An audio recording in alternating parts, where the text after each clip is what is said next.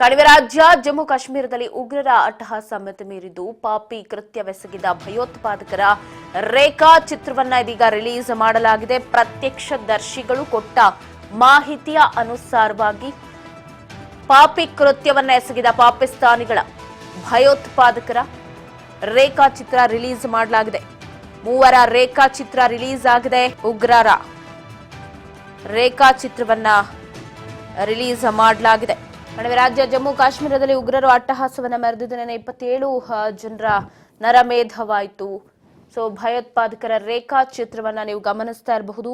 ಮೂವರ ರೇಖಾಚಿತ್ರ, ಮೂವರು ಭಯೋತ್ಪಾದಕರ ರೇಖಾ ಚಿತ್ರವನ್ನ ಇದೀಗ ಬಿಡುಗಡೆ ಮಾಡಿದ್ದಾರೆ.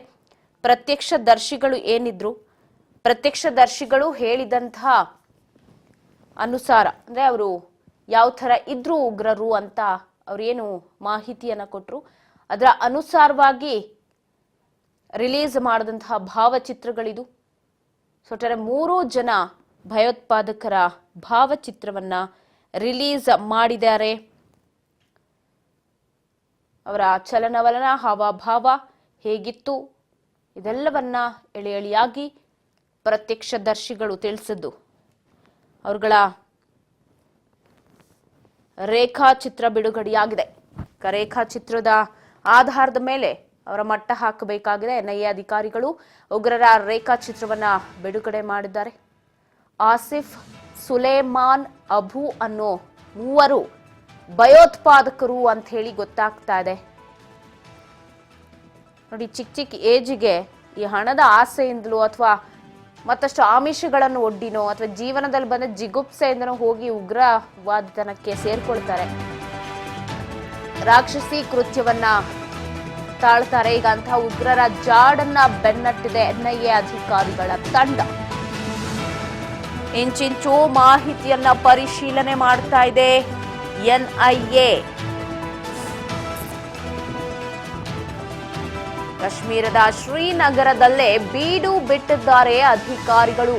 ಎನ್ಐಎ ಅಧಿಕಾರಿಗಳ ನಿರಂತರ ಕಾರ್ಯಾಚರಣೆ ಆಗ್ತಿದ್ರೆ, ಇನ್ನೊಂದು ಕಡೆ ಸೇನೆ ಕೂಡ ಹೆಲಿಕಾಪ್ಟರ್ ಮುಖಾಂತರ ಆಗಿರ್ಬೋದು. ಸೊ ಕೆಲವೊಂದಷ್ಟು ಭಾಗಗಳಲ್ಲಿ ಹದ್ದಿನ ಕಣ್ಣನ್ನ ಇಡಲಾಗಿದೆ. 3 ಉಗ್ರರ ರೇಖಾಚಿತ್ರ ಬಿಡುಗಡೆಯಾಗಿದೆ. ಅದನ್ನ ಟಿವಿ ಸ್ಕ್ರೀನ್ ಮೇಲೆ ನೀವು ನೋಡ್ತಾ ಇದ್ದೀರಾ. ಭಯೋತ್ಪಾದಕರು ಪಾಪಿ ಕೃತ್ಯವನ್ನ ಎಸಗಿ ಪ್ರವಾಸಿಗರ ಬೆನ್ನತ್ತಿ ಶೂಟೌಟ್ ಮಾಡಿ ಕೊಲೆ ಮಾಡಿರೋ ಉಗ್ರರ ರೇಖಾಚಿತ್ರ. 3 ಆಸಿಫ್, ಸುಲೇಮಾನ್, ಅಬು ಅನ್ನೋ 3 ಫೋಟೋ ಕೂಡ ರಿಲೀಸ್ ಆಗಿದೆ. ಆ ಉಗ್ರರ ರೇಖಾಚಿತ್ರವನ್ನ ಕೂಡ ನೀವು ಟಿವಿ ಸ್ಕ್ರೀನ್ ಮೇಲೆ ನೋಡಬಹುದು. ಏನು ಅರಿಯದ ಪ್ರವಾಸಕ್ಕೆ ಅಂತ ಕುಟುಂಬದವರಿಗೆ ಜೊತೆಗೆ ಬಂದಂಥ 27 ಜನರನ್ನ ದಾರುಣವಾಗಿ ನೀನು ಹಿಂದೂನಾ ಅಂತ ಕೇಳಿ ಗುಂಡಿಟ್ಟು ಕೊಲೆ ಮಾಡಿದ್ದಾರೆ. ಇವ್ರಿಗೆ ಯಾವ ತರ ಪ್ರತೀಕಾರ ತೀರಿಸ್ಕೋಬೇಕು ಅಂದ್ರೆ ಇಂಥ ಉಗ್ರರ ಬಾಯಲ್ಲಿ ಹಿಂದೂ ಅನ್ನೋ ಹೆಸರು ಬರಬಾರ್ದು. ಆ ತರ ಹುಟ್ಟಡಗಿಸಬೇಕು ಇವ್ರಿಗೆ. ಹಿಂದೂ ಅಂತ ಹೇಳಕ್ಕೂ ಮುಂದೊಂದಿನ ನಡುಗ್ಬೇಕು, ನಾಲ್ಗೆ ತೊದ್ಲಬೇಕು. ಆ ತರ ಚಿತ್ರಹಿಂಸೆಯನ್ನ ಈ ಉಗ್ರರಿಗೂ ಕೂಡ ಕೊಡಬೇಕು. ಅಂಥ ದಿನ ಬರಲಿ ಅಂತ ಹೇಳಿ ಹಿಂದೂಗಳೆಲ್ಲ ಕಾಯ್ತಾ ಇರೋದು. ಯಾಕಂದ್ರೆ ಅಷ್ಟೊಂದು ಕ್ರೂರವಾಗಿ, ಹೀನಾಯವಾಗಿ ಕೊಲೆ ಮಾಡಿದ್ದಾರೆ. ಹೊಸದಾಗಿ ಮದುವೆ ಆದವ್ರು ಬಿಟ್ಟಿಲ್ಲ, ಮಕ್ಕಳ ಜೊತೆಗೆ ಬಂದವರು, ಮಕ್ಕಳ ಹೆಂಡತಿಯ ಆಕ್ರಂದನವನ್ನ ನೋಡಿನೂ ಕೂಡ ಕರಗಿಲ್ಲ ಪಾಪಿ ಪಾಕಿಸ್ತಾನಿಗಳ ಉಗ್ರರ ಮನ. ಕಂಡಲ್ಲಿ ಗುಂಡಿಟ್ಟು ಹೊಡೆದು ಕೊಲೆ ಮಾಡಿದ್ದಾರೆ. ಏಕಾಏಕಿ ಅಟ್ಯಾಕ್ ಮಾಡಿದ್ದಾರೆ. ಪ್ರವಾಸಿಗರಿರ್ತಾರೆ, ಹೆಚ್ಚಾಗಿ ಬರ್ತಾರೆ ಅನ್ನೋದನ್ನೆಲ್ಲ ಕುಲಂಕುಷವಾಗಿ ಪ್ಲಾನ್ ರೆಡಿ ಮಾಡ್ಕೊಂಡು ಬಂದಿದ್ದಾರೆ. ಯಾವ ಧರ್ಮ, ಭಾಷೆ ಯಾವುದು, ಜಾತಿ ಯಾವುದು ಅಂತ ಕೇಳಿಲ್ಲ ಅವರು. ಧರ್ಮ ಯಾವುದು, ಹಿಂದೂಗಳ ಅಂತ ಕೇಳಿ ಹತ್ಯೆ ಮಾಡಿರೋದು. ಸುಳ್ಳು ಹೇಳ್ತಾರೆ ಅಂತ ಇನ್ನೂ ಕೂಡ ನೀಚತನದಿಂದ ಅವ್ರ ಜೊತೆಗೆ ವರ್ತನೆಯನ್ನ ನಡೆಸ್ಕೊಂಡಿದ್ದಾರೆ. ಇತ್ತ ಪಹಲ್ಗಾಮ್ನಲ್ಲಿ ಉಗ್ರರ ದಾಳಿಯ ಕುರಿತು ಮಹತ್ವದ ಸಭೆ ನಡೆಸೋದಕ್ಕೆ ಮುಂದಾಗಿದ್ದಾರೆ. ಇತ್ತ ದೆಹಲಿಯಲ್ಲಿ ನಡೀತಾ ಇದೆ ಭದ್ರತೆ ಕುರಿತು ಕ್ಯಾಬಿನೆಟ್ ಸಮಿತಿ ಸಭೆ. ಮೋದಿ ನೇತೃತ್ವದಲ್ಲಿ ನಡೆಯಲಿರೋ ಮಹತ್ವದ ಸಭೆ. ಅಜಿತ್ ದೋವಲ್ ಆಗಿರಬಹುದು, ಜೈಶಂಕರ್ ಇವ್ರ ಜೊತೆಗೆಲ್ಲ ಮಾತುಕತೆಯನ್ನ ನಡೆಸಿದ್ರು, ತುರ್ತು ಸಭೆಯನ್ನ ಮಾಡಿ. ಇದೀಗ ಸಂಜೆ ಮೋದಿ, ಸಚಿವ ಅಮಿತ್ ಶಾ ಇವರೆಲ್ಲರೂ ಕೂಡ ಸಭೆಯನ್ನ ಮಾಡ್ತಾರೆ. ಯಾಕಂದ್ರೆ ಈಗ ರೇಖಾಚಿತ್ರಗಳು ರಿಲೀಸ್ ಆಗಿದೆ, 3 ರೇಖಾಚಿತ್ರಗಳು ನೀವು ನೋಡ್ತಾ ಇದ್ರೆ, ನಾವು ಟಿವಿ ಸ್ಕ್ರೀನ್ ಮೇಲೆ ಹಾಕ್ತಾ ಇದೀವಿ. ಇದು ಪಾಕಿಸ್ತಾನಿಗಳ ಆಸಿಫ್, ಅಬು, ಸುಲೇಮಾನ್ ಅಂತ ಏನಿದಾರಲ್ಲ ಆ 3 ರೇಖಾಚಿತ್ರ.